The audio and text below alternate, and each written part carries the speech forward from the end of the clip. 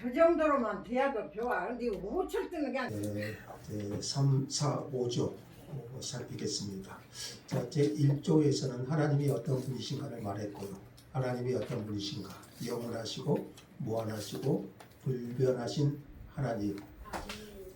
그리고 제2조에서는 그 하나님을 우리가 알 수 있는 두 가지 방법, 하나님을 알 수 있는 두 가지 방법에 대해서 제2조를 설명을 했는데, 첫째는 일반 계시.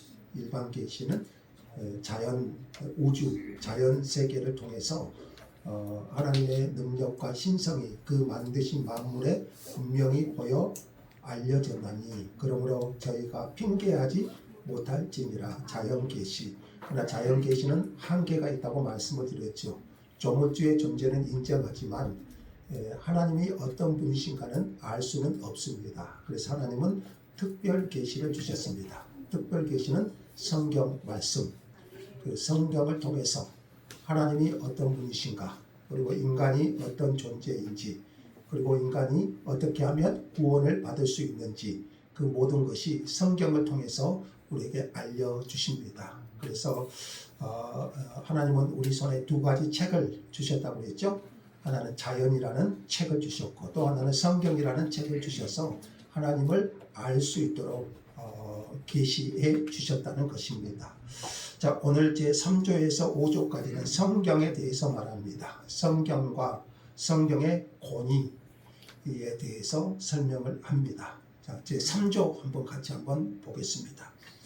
자, 제3조는 성경, 하나님의 말씀에 대해서 우리에게 가르칩니다.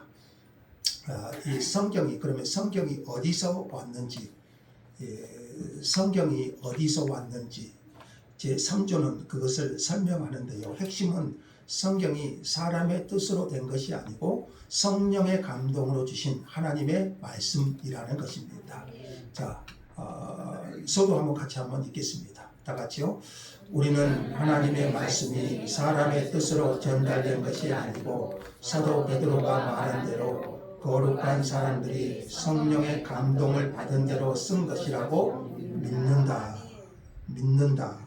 이렇게 말합니다. 벨직 신앙 고백은 하나님의 말씀이 사람의 뜻으로 전달된 것이 아니고 사람이 기록했지만 사람의 생각대로 사람의 뜻대로 전달된 것이 아니고 사도 베드로가 말한 대로 거룩한 사람들이 성령의 감동을 받은 대로 쓴 것이라. 성경은 사람의 뜻으로 된 것이 아니고 거룩한 사람들이 뭘로요? 성령의 감동으로 쓴 것이라고 말합니다. 베드로후서 1장 21절의 말씀인데요. 사람의 뜻으로 낸 것이 아니요 오직 성령의 감동하심을 입은 사람들이 하나님께 받아 말한 것임이니라. 베드로후서 1장 21절은 그렇게 말합니다. 여기서 감동하심이란 성령의 감동하심이라고 했는데요. 감동하심이란 성령님께 이끌림을 받아 또는 성령님의 지도를 받아 이렇게 번역될 수 있습니다. 그러니까 인간 저자들이 기록했지만 성경은 하나님이 직접 쓰신 건가요? 아니요. 인간 저자를 통해서 기록하게 하셨지만 그 배후에는 성령님이 역사하고 계셨고 하나님께서 원하시는 말씀을 기록하게 하신 것입니다. 이것을 우리는 영감, 이렇게 말하는 인스퍼레이션, 영감, 성령의 영감 이런 말을 또 씁니다. 그러므로 성경은 사람의 말이 아니라 신적 권위를 가지는 하나님의 말씀이에요. 저자는 인간이지만 성령의 영감을 받아 성령의 감동하심으로 하나님이 원하시는 말씀을 기록하게 하신 것이지요. 그런데 성경이 기록된 과정이 인간을 통해서 기록하셨죠. 거룩한 사람, 인간을 통해서 기록하셨는데 그 기록된 과정이 기계적이거나 비인격적인 방식으로 이루어진 것은 아닙니다. 그러니까 사람을 쓰시는데 성령의 감동을 쓰시는데 그것을 기계적으로 하나님이 불러주시니까 기계적으로 또는 비인격적인 방법으로 성경을 기록하게 하신 것이 아닙니다. 그래서 이것을 기계적 영감이라는 말을 씁니다. 신학 용어로 기계적 영감. 근데 성경은 그렇게 기계적 영감으로 기록된 것이 아닙니다. 사람의 인격은 무시되고 기계적으로 하나님이 불러주신 것은 그것은 아니에요. 인격을 무시하고 하나님의 말씀이 선지자들과 사도들에게 지극히 인격적이고 유기적으로 임하는 것입니다. 성령의 지도를 받아 이렇게 말했잖아요. 성령의 인도를 받아. 그러니까 사람을 통해서 성경을 기록하게 하셨는데 그 사람의 인격적이고 유기적인 관계를 통해서 하나님은 성경을 기록하게 하셨어요. 이것을 유기적 영감 이렇게 말합니다. 그러니까 기계적 영감이냐 유기적 영감이냐 이게 신학적으로 이제 말을 많이 하는데요.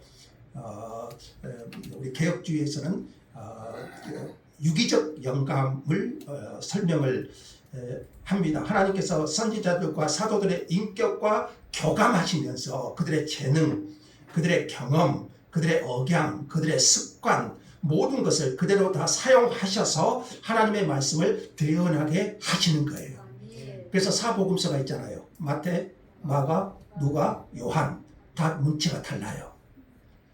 요한복음 같은 경우에는 굉장히 좀 헬라인들을 대상으로 한 것도 있지만 굉장히 좀 학문적이고 철학적인 단어가 있지만 마가복음 같은 경우는 굉장히 단순하거든요.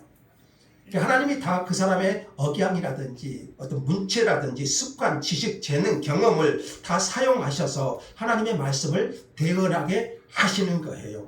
그래서 벨직 신앙 고백은 성경의 기록에 있어서요 사람을 지우지 않고 하나님만 강조하지도 않습니다. 모세는 모세의 문체로, 다윗은 시적인 시편의 다윗의 기록 보면 그러잖아요. 다윗은 시적인 문체로, 바울은 논리적 서신의 형식으로 기록을 했습니다. 하나님께서 사용하신 거죠. 모세도 마찬가지. 모세오경을 보면은 모세가 애국 궁중의 교육을 다 받았지 않습니까? 그래서 애국 40년 궁중 생활의 그 교육이 모세오경을 기록하는 기초가 되게 한 것이지 않습니까? 자, 그래서 그 모든 기록을 하나님의 성령께서 오류 없이 기록하게 하신 거예요. 그래서 성경은 일정무오합니다. 하나님의 영감을 받아서 하나도 오류가 없이 성경을 기록하게 하신 것이죠. 자, 그리고 두 번째는요, 하나님이 말씀을 기록하게 하셨습니다. 기록하게 하셨습니다.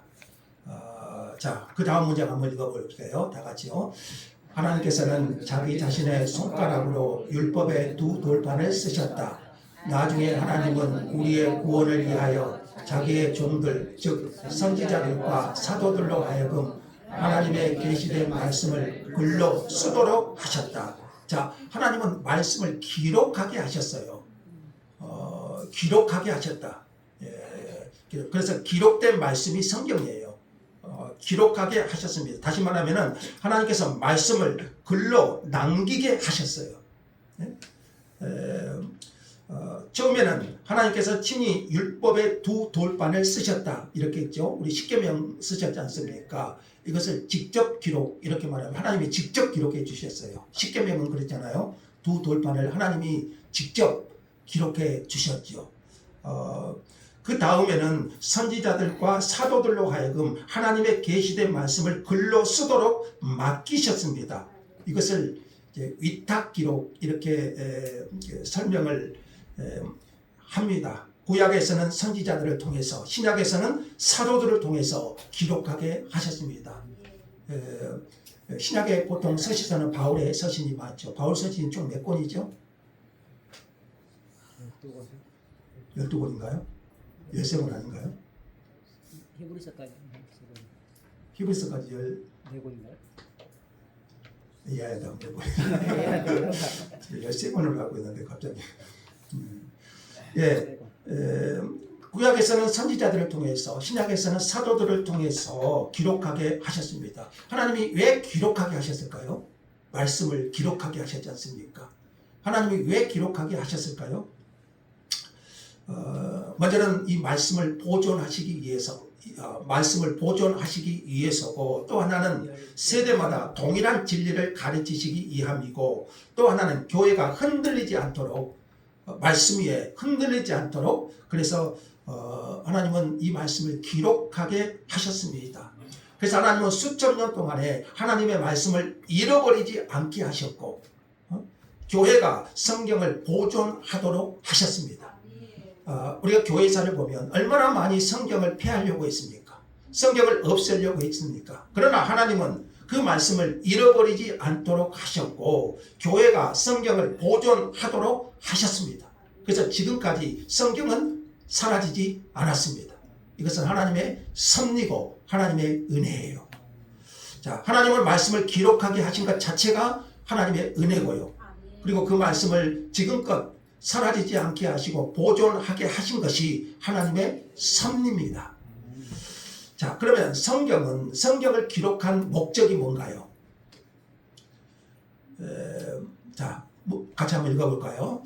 하나님은 우리의 구원을 위하여 자기의 종들, 즉 선지자들과 사도들로 하여금 하나님의 계시된 말씀을 글로 쓰도록 맡기셨다. 글로 쓰도록 맡기셨는데, 글로 쓰도록 그렇게 하신 목적, 그것은 우리의 구원을 위하여, 우리의 구원을 위하여. 성경의 기록 목적이 그러니까 뭡니까?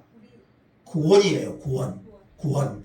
자, 여러분, 이스라엘 역사를 배우는 것이 아니고요, 우리 교회 역사를 배우는 것이 아니고요, 그 모든 성경을 통해서, 그러니까 우리 지난 시간에 그랬잖아요. 성경은 크게 두 가지로 되어 있다 했죠. 하나님이 어떤 분이신가, 그리고 두 번째는 우리가 어떻게 하면 구원을 받을 수 있는가. 이게 성경이거든요. 성경. 그래서 성경의 기록의 목적은 하나님은 우리의 구원을 위하여 이것을 글로 쓰도록 맡기셨습니다. 그래서 성경을 통해서 우리는 하나님이 어떤 분이신가를 알고, 첫 번째로, 두 번째는 우리가 어떻게 하면 죄인이 구원을 받을 수 있는가. 그래서 성경을 읽으면 반드시 뭘 얻어야 될까요? 구원을 얻어야 돼요. 여러분, 어떤 사람은 성경을 열심히 읽고 어떤 사람은 백독도 있다고 그래요. 근데 구원에 이르지는 못하는 사람도 있어요. 근데 성경의 목적에서 벗어난 거죠. 어떤 사람은 열심히 신학 공부도 해요. 그러나 구원에 이르지는 못하는 사람도 있어요. 그러나 성경의 기록의 목적은 지식이 아닙니다. 구원입니다. 우리의 구원을 위하여 글로 쓰도록 남기셨어요. 그러므로 성경을 읽으면서 구원을 받지 못한다면 여러분, 이것보다 불행한 것은 없지요. 자, 그래서 성경은 우리의 구원을 위하여 하나님이 말씀을 기록하게 하셨다. 성경은 단순한 역사책도 아니고 철학책도 아니고 인간 교훈집도 아닙니다. 성경의 중심 목적은 첫째는 하나님을 알게 하고, 두 번째는 죄를 깨닫게 하고 예수 그리스도를 믿어서 구원에 이르게 하는 것입니다.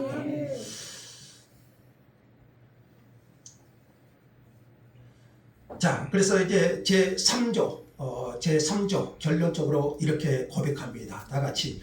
그러므로 우리는 이러한 거룩하고 신성한 글을 성경이라고 부른다. 이렇게 말합니다. 거룩하고 신성한 글, 이렇게 말합니다. 이것을 우리는 뭐라고 한다?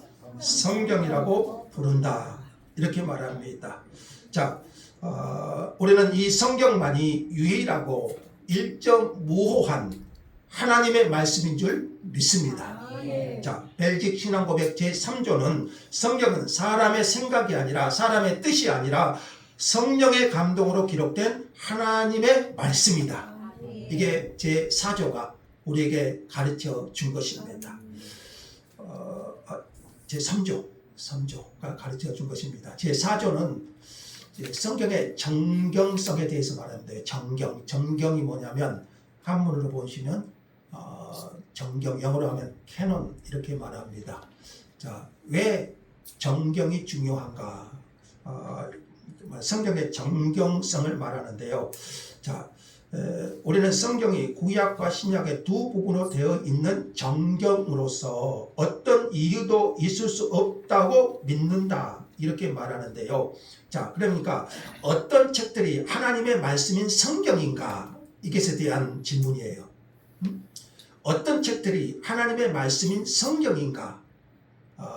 정경의 목록인가? 이것을 말하는 것이거든요. 자, 성경은 성령의 감동으로 기록된 하나님의 말씀이라고 그랬죠. 그러면 어떤 책이 성경의 목록, 정경에 해당되는가, 하나님의 말씀인가, 이것을 밝히는 조항이 제4조입니다. 여기서 핵심 단어가 정경이라는 말이 나옵니다. 정경, 캐논, 그렇게 말해요. 정경이란 하나님께서 교회에 주신 성경의 목록을 말합니다. 성경의 목록, 하나님이 교회에 주신 성경의 목록, 어떤 책이 정말 하나님의 말씀인가? 자, 여러분, 우리는 성경 66권을 다 지금 가지고 있잖아요. 그러면 성경 66권이 정립되지 않았을 때는 여러분, 이게 참 쉽지 않았을 거 아니에요. 어떤 것이 성경인가, 하나님의 말씀인가, 하나님이 교회에 주신 성경의 목록, 우리는 66권을 믿잖아요. 그러나 이것이 정립되지 않았을 때는 이것이 어려운 문제였어요. 자, 그래서 어떤 책이 정말 하나님의 말씀인가에 대한 교회의 고백을 제4조가 말하는데, 제4조는 우선 이 성경이 신구약 두 권의 책으로 되어 있다고 말합니다. 신구약 두 권의 책, 이러면 구약, 신약, 이게 무슨 뜻이죠? 구약은 뭐죠? 옛 언약이고, 신약은 새 언약이에요. 그래서 구약, 신약 그래요.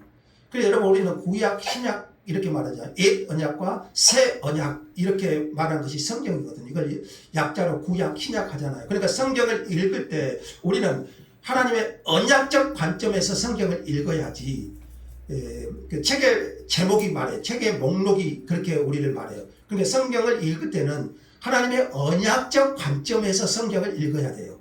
그게 성경이거든요. 구약, 신약. 구약은 뭐예요? 옛 언약이잖아요. 예수님이 오시기 전에 하나님의 약속의 말씀이잖아요. 신약은 새 언약, 예수님이 오신 후로 우리에게 주신 언약 아닙니까? 그러니까 이 언약적 관점에서 읽지 않으면 구약은 이스라엘 역사책이에요. 구약은 이스라엘의 역사책, 신약은 예수님의 오신 이후의 역사책, 이렇게 되거든요. 그래서 모든 성경은 어떻게 읽어져야 돼요? 언약적 관점에서 읽어져야 돼요. 구약은 예수님이 오시기 전, 신약은 예수님이 오신 이후. 자, 이렇게 이 책 제목이 그렇게 말해줘요. 그러면 왜 정경이 중요한가? 성경의 목록에 정경이 중요한가? 초대교회 시대에는 많은 종교 문서들이 있었어요.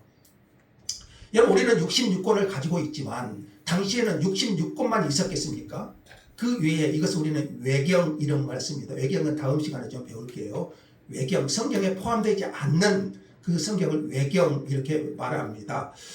가짜 복음서도 있었어요. 여러분, 우리는 사복음서만 있지만 사실 사복음서만 있는 것은 아니에요. 또 다른 복음서들도 발견이 돼요.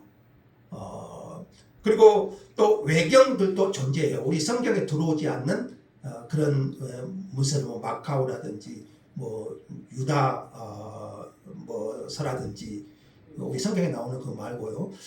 그런 것들이 있어요. 그래서 교회는 질문을 해야 됐어요. 하나님께 물어야 했어요. 어떤 책이 사도적 권위를 가지는가? 어떤 책이 성령의 감동으로 쓰여진 하나님의 말씀일까? 어떤 책이 성령의 감동으로 기록되었을까? 얼마나 많은 고민을 했겠어요. 그렇죠? 성경의 목록을 66권을 만들기 전에, 그래서 제4조는 하나님께서 교회에 주신 참된 성경은 66권이다. 이렇게 딱 못을 박아버려요. 그래서 이것이 성경의 목록, 정경이다. 그러면 이 외에 다른 성경은 있을 수 없다. 이렇게 제4조는 못을 박아버려요. 그리고 4조에서는 이 성경을 정경이라고 표현해요. 성경의 목록은 이것뿐이다. 이렇게 말해요. 그러니까 사람이 임의대로 더하거나 뺄 수 없는 정경으로서 구약 37권, 신약 27권, 총 66권 성경을 캐논, 정경으로 못을 박아버려요. 그래서 캐논, 정경이라는 것은 여기서 빼거나 더할 수 없다. 빼거나 더할 수 없다. 이렇게 고백해요. 그러면서 벨직 신앙 고백은요, 이 66권의 목록을 일부러 다 열거하며 고백합니다. 이럴 필요는 없잖아요. 구약 39권, 신약 27권, 총 66권을 벨직 신앙 고백은 다 다 일일이 다 고백해요. 그러니까 이것이 정경으로서 여기서 더하거나 빼거나 할 수 없다. 이게 정경이에요. 정경. 나중에 언급하겠지만 성경 목록을 언급하는 이유는 로마 카톨릭이 외경을 제2성경으로 인정했기 때문에 그래요. 그래서 벨직 신앙 고백은 66권 다 못 박아버려요. 이것 외에는 더하거나 뺄 수 없다. 캐논, 정경, 성경의 목록은 이것뿐이다. 이렇게 정한 거예요. 자, 뭐 이것은 그렇게 정한 것은 66권만이 하나님의 성령의 감동으로 기록된 하나님의 말씀임을 인정하기 때문이에요.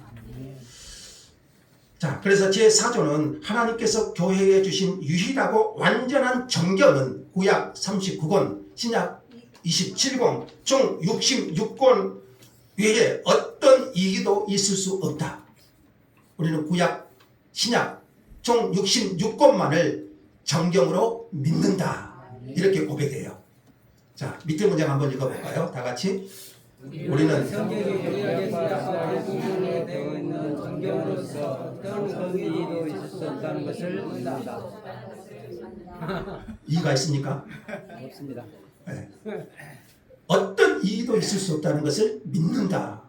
구약 39권, 신약 27권, 이게 성경의 정경성이에요. 그래서 여기서 더하거나 뺄 수 없다. 캐논, 정경. 그래서 정경, 캐논이라는 의미를 좀 아셔요. 빼거나 더할 수 없다. 우리 선조들은 그렇게 못을 박았어요. 자, 제5조까지 갑니다. 제5조는 그러면 성경의 권위에 대해서 설명을 하는데, 성경이 하나님의 말씀을 확증하는 증거예요. 그러니까 이 66권 외에는 하나님이 증거하신 말씀이 아니라는 것이고, 자, 제5조는 성경의 권위에 대해서 고백하는데요. 자, 첫 문장 한번 읽어보겠습니다. 다 같이. 우리는 이 모든 책들을 그리고 이 책들만이 우리의 신앙의 조정과 도래와 확인이 되는 거룩한 정경으로 믿는다. 이렇게 말하는 거죠. 자, 먼저 우리는 이 모든 책들을, 그리고 이 책들만이, 이게 중요합니다. 몇 권이죠? 66권. 우리는 이 모든 책들을, 이 책들만이 이렇게 강조해요. 또 다른 것도 있을 수 있다는 이 문을 열어놓은 것이 아니라 이 책들만이 이렇게 함으로써요, 모든 가능성을 닫아버려요. 그러니까 이 66권 외에는 있다 없다? 없다. 닫아버려요. 이 책들만이 성경 66권 외에는 없다는 거예요. 여기 벨직 신앙고백에서 우리가 도르트 신조 배웠고요, 소요령다도 배웠고요, 하이델베르크로 배웠지만 성경을 이렇게 정경성으로 못 박은 것은 벨직 신앙고백이 굉장히 특징이에요. 성경에 대해서 굉장히 많이 말하는 것이 벨직 신앙고백이에요. 그래서 이 모든 책들은, 그리고 이 책들만이 정경으로 믿는다. 여러분도 믿죠? 다른 책은 있을 수 있나요? 없다. 그렇게 말해요. 그리고 자, 이 성경이 우리 신앙의 기준이에요. 기준. 자, 그 다음 문장 보세요. 이 책들만이 우리의 신앙의 조정과 토대와 확인이 되는 거룩한 정경으로 믿는다. 우리 신앙의 기준이에요. 신앙의 조정, 그리고 토대, 확인, 세 가지를 말해요. 자, 무슨 말이냐면, 우리가 무엇을 어떻게 믿고 어떻게 신앙생활을 해야 되는지 성경은 우리 신앙을 조정해주는 기준이에요. 내가 지금 잘 믿고 있는지 잘못 믿고 있는지 내 신앙을 조정해주는 것은 뭔가요? 성경이에요. 성경. 말씀, 성경. 내 신앙이 잘못됐는지 잘못되지 않았는지 내 신앙을 조정해주는 것은 성경이에요. 그리고 이 66권만이 우리 신앙의 토대, 다시 말하면 기초예요. 기초. 우리 신앙의 기초라고 고백해요. 내가 믿고 싶은 대로 믿는 것이 아니고 철저하게 성경의 기초에서 믿어야 돼요. 그래서 성경은 내 신앙의 토대, 기초예요. 여러분, 내가 믿고 싶은 대로 믿는 것이 아니라 우리는 성경대로 믿어야 돼요. 자, 그리고 이 66권만이 우리 믿음을 확인한다고 그랬어요. 내 믿음이 가짜인가 가짜가 아닌가? 저 사람의 믿음이 참된 믿음인가 거짓 믿음인가? 그 사람의 고백이 성경 66권과 일치하느냐 그렇지 않느냐로 결정되는 거예요. 이달도 마찬가지예요. 여기서 벗어나느냐 벗어나지 않느냐로 결정되는 거예요. 그래서 성경은 우리 신앙의 기준이에요. 세 가지를 말해요. 시험에 나와요.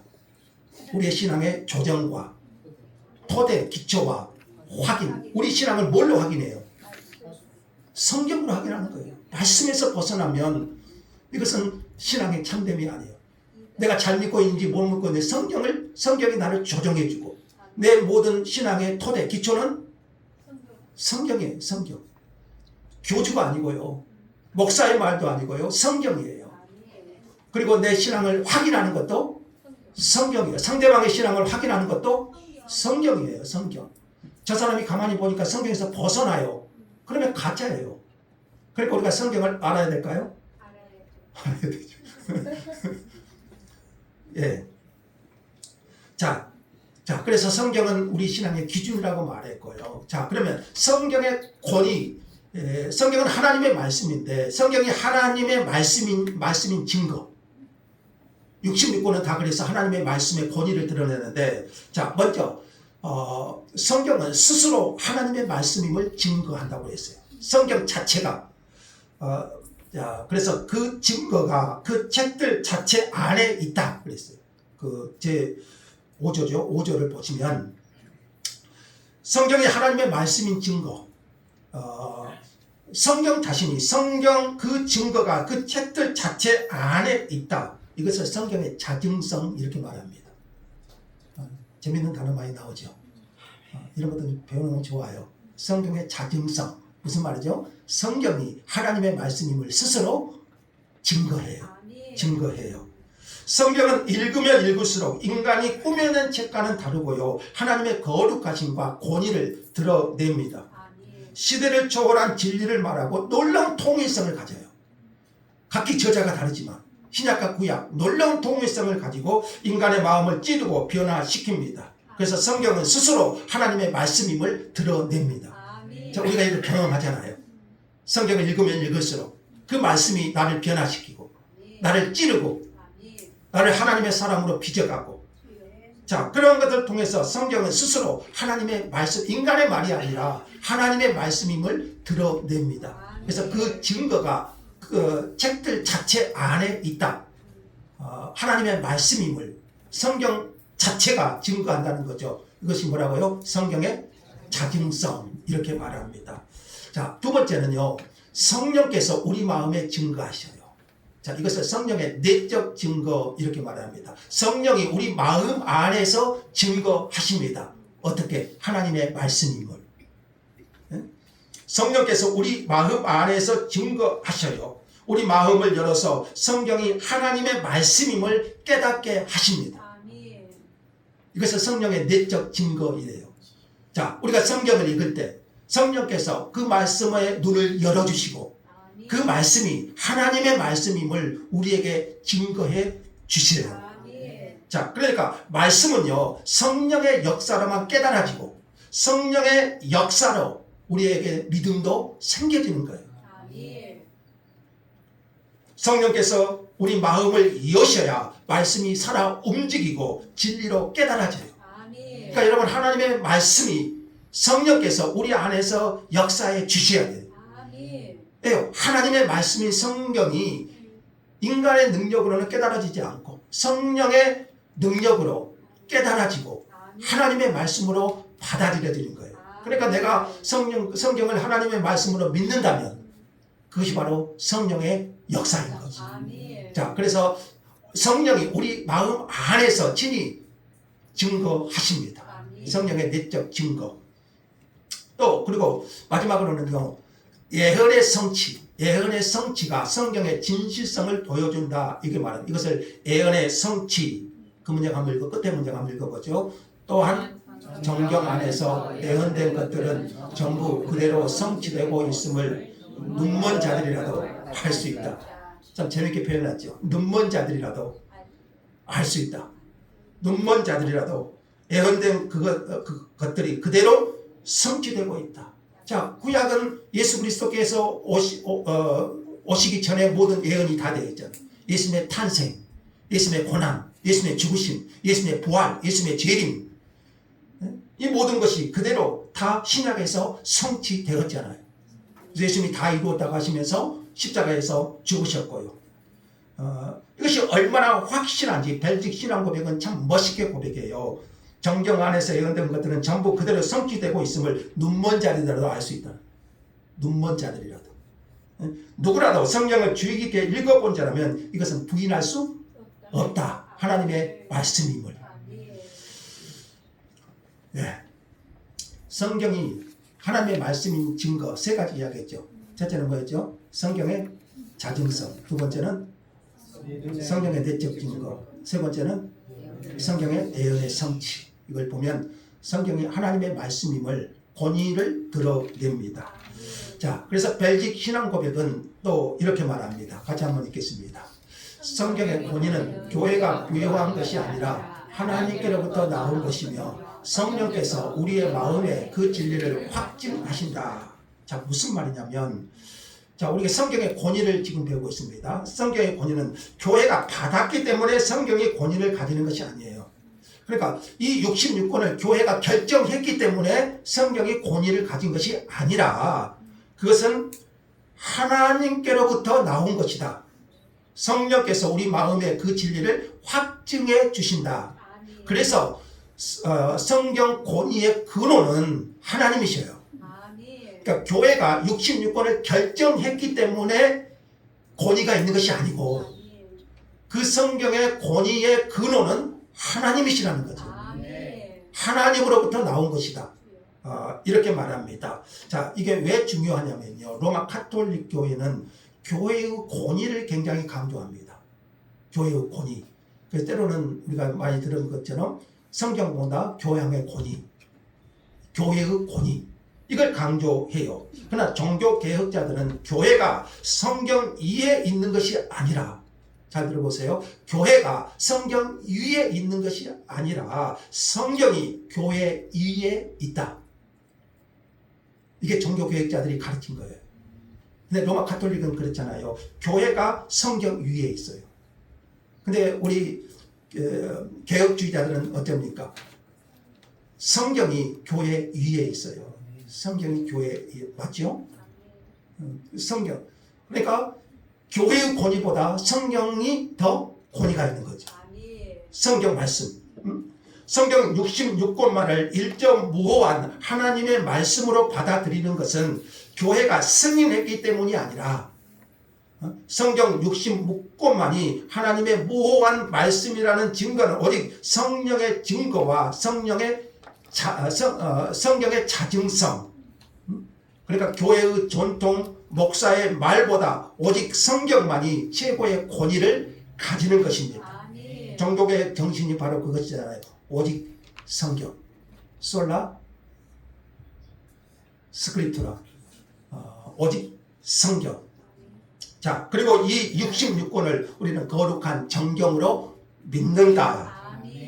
이렇게 말해요. 거룩한 정경, 어떤 오류도 없는 하나님의 말씀으로 믿는다. 이렇게 말해요. 그래서 우리는 이 말씀에 목숨을 걸어야 됩니다. 유일한 표준이고 기준이고요. 이 성경에 매여 있지 않으면 우리는 세상 풍조에 떠날려 갈 수밖에 없어요. 그래서 성경은 우리의 유일한 신앙의 기준. 그래서 이 말씀에 우리는 목을 매어야 돼요. 자, 벨직 신앙 고백 제5조는 성경의 권위는 교회가 부여한 것이 아니고 하나님께로부터 나온 것이고 성령께서 우리 마음에 그 진리를 확증해 주신다. 자, 이렇게 정리할 수 있고요. 자, 마무리합니다. 자, 적용점. 말씀을 향한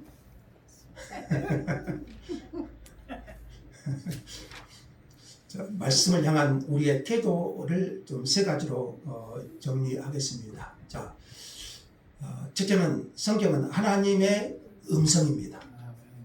사람이 기록했지만 하나님께서 성령의 감동으로 우리에게 기록하게 하신 하나님의 음성입니다. 그래서 성경을 통해서 하나님은 지금도 말씀하신다는 믿음으로 읽어야 돼요.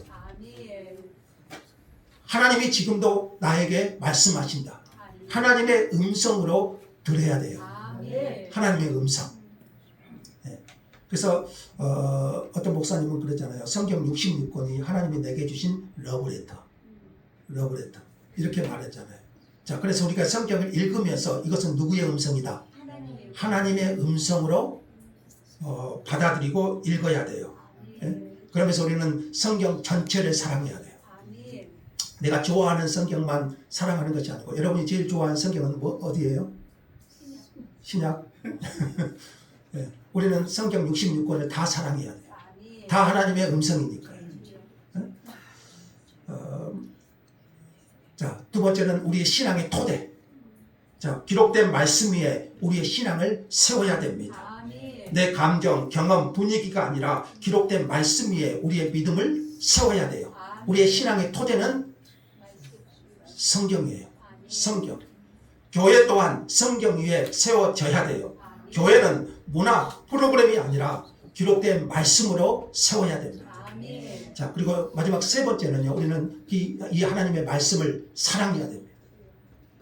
하나님의 말씀을 사랑하고 가까이 해야 돼요. 하나님은 우리에게 필요한 말씀을 66권으로 기록하게 하셨어요. 자, 기록된 것은 어떻게 해야 돼요? 읽고 사랑해야 되잖아요. 내가 가지고 다니면서. 여러분, 교회에 성경 놔두고 다니신 분 집에 있지요? 또 다른 책이 있죠? 예, 우리 이영 목사님은